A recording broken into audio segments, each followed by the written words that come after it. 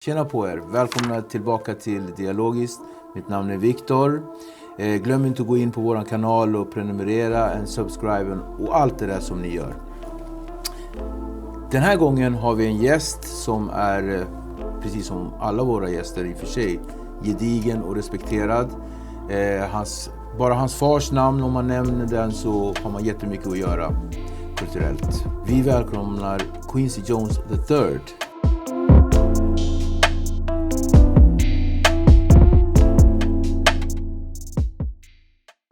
Man. Allting bra? A handshake mitt i de här coronadagarna. Ja. Vi bryr oss inte. Alltså vi har, ja precis. Serious times. Alltså det är helt galet. Det är helt galet. Alltså jag satt just hemma och bara tänkte på liksom alla våra partnerskap och sånt där. Och hur det kommer gå för bolagen vi jobbar med liksom. Och det är, alla har blivit drabbade. Det är helt crazy alltså. Det är helt sjukt. Och folk... Jag tänker, en del har ju sagt att 2020 det kommer bli the shit och så 2020 har gått in och så är vi inne på månad 3. Men saken är att det finns någonting som heter creative destruction. Och det är när allting rasar sönder så att man kan bygga någonting fräscht.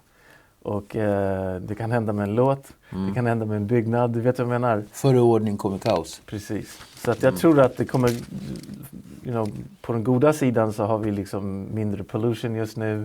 Folk lär sig relatera och hjälpa varandra på ett annat sätt förhoppningsvis. Och plus att övre klassen nu får känna det lägre klasserna har känt länge liksom. Det är så här rejection from countries och att man måste spara och allt det där. Så att jag tror att det kanske förmänskligar oss också liksom. Are you scared? Jag skulle säga... Ska vi ta det på engelska eller svenska? Jag vet inte varför jag pratar engelska. Okay. Det är bara för att alltid när vi ses så blir det någon swingly grejer. Är du rädd? Jag skulle säga att jag är orolig mer. Men samtidigt så är jag hoppfull att folk gör det bästa med situationen liksom. Du vet vad jag menar? Och att det kanske kommer någonting nytt som är bättre än vad vi har nu. Det är så... jag pratade just med min partner Anik och vi pratade om det liksom. How do you frame this? Is it bad or is it good? You know? Och det är som när skivbranschen gick neråt. Det gav ju rum för att Spotify skulle kunna komma in och göra någonting nytt och fräscht liksom.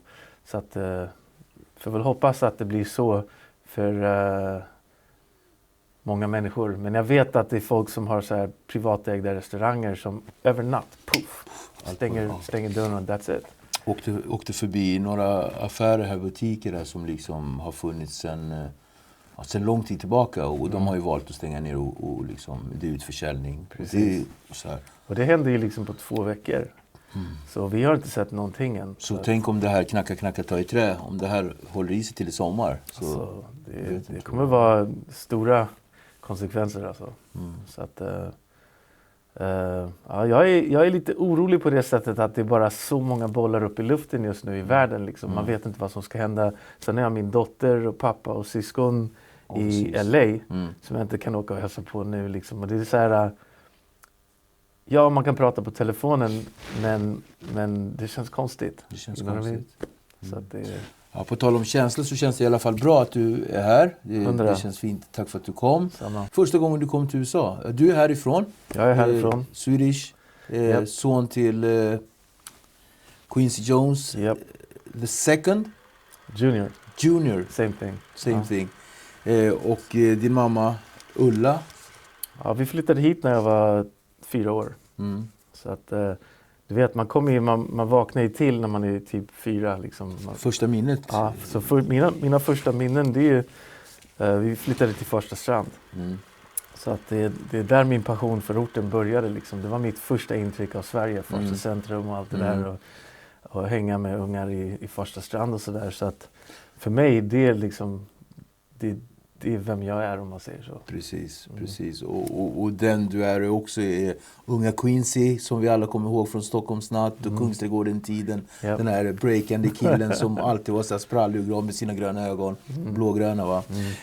Och jag kommer ihåg ni sålde mixtapes utanför så här, kassettband va, utanför Åhléns. Och breakade, eller vad ni gjorde? Ja, vi gjorde våra egna mixtapes för att dansa till. Men vi brukade dansa utanför Åhléns på Sergels torg. På Hamngatan där det var mycket folk, så här, biografer och exakt. Och så tog vi de pengarna och brukade, jag, Sharon och alla de där, Kenneth. Och så brukade vi dra till Klock Och köpa hamburgare för pengarna och batterier. Och så gjorde vi våra egna små mixtapes. Men det var inte bra på den tiden. Vi hade inte bra utrustning. Det var så här paus. Nästa. Ja, och ni breakade och liksom så här. Men på något sätt så nalkades USA bortom horisonten och det blev struligt här.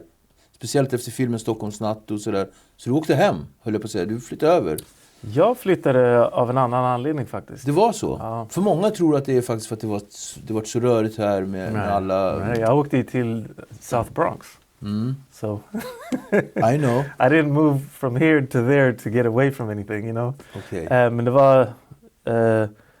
I alla fall informationen jag fick var att morsan inte hade betalat hyran. Eller skatter.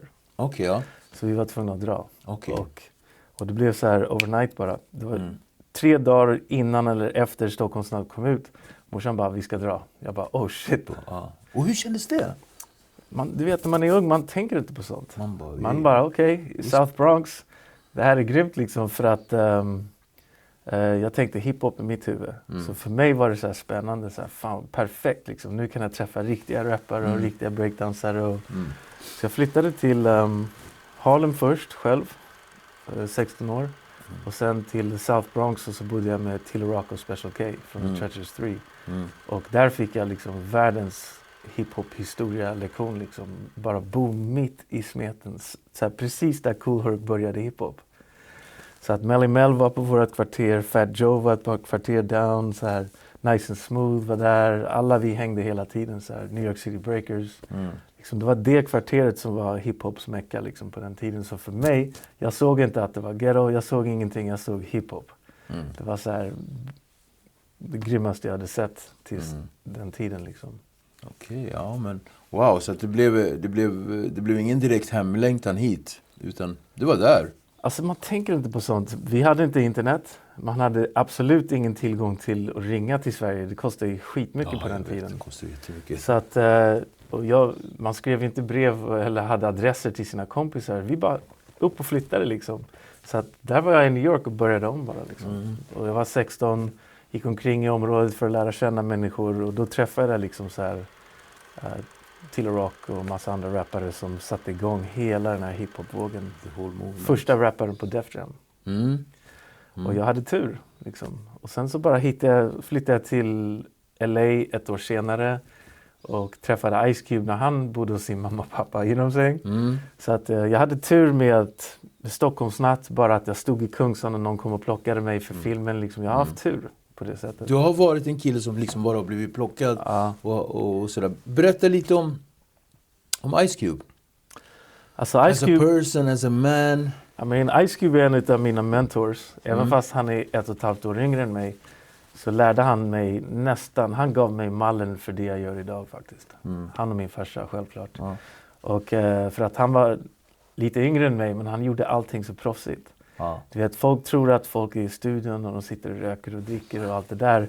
Men med Ice Cube liksom, han kanske gjorde lite av det, men han var liksom som en riktig CEO. Han kom in med en checkbok så här, och så när man hade gjort klart bitet så fick man en check. Han var typ 22 då.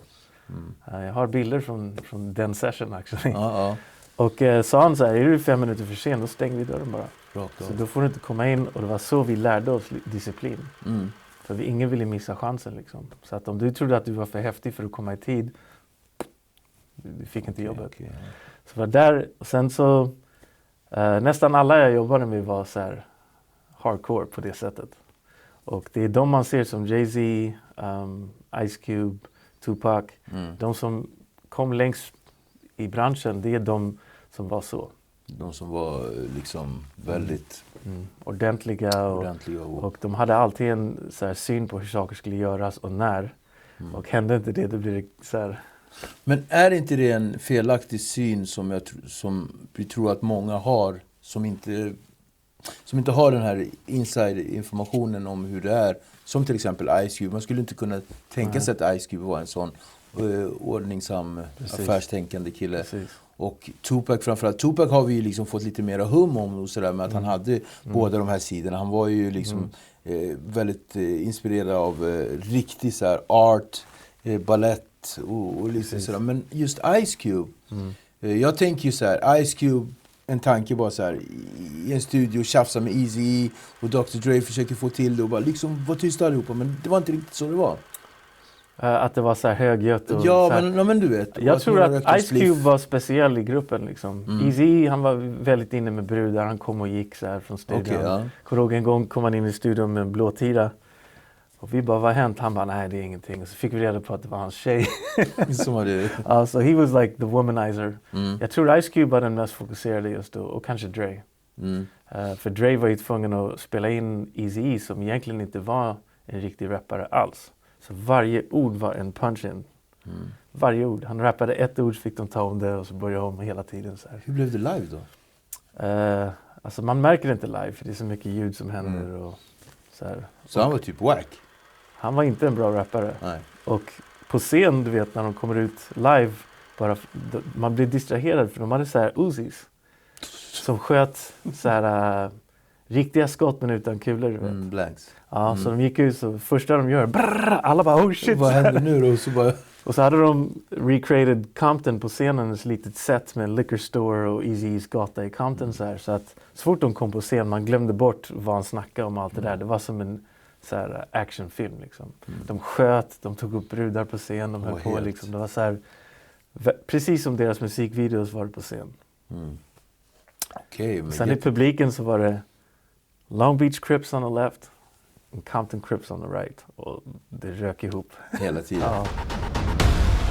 Så att jag tror att hans struggle liksom, han blödde musiken. Och man kände det i studion. Du vet. Jag kände nästan att han var så här manisk. För att det var så här, if I don't say this loud, I'm gonna hurt. You know? Så han bara spillde ut sin kreativitet.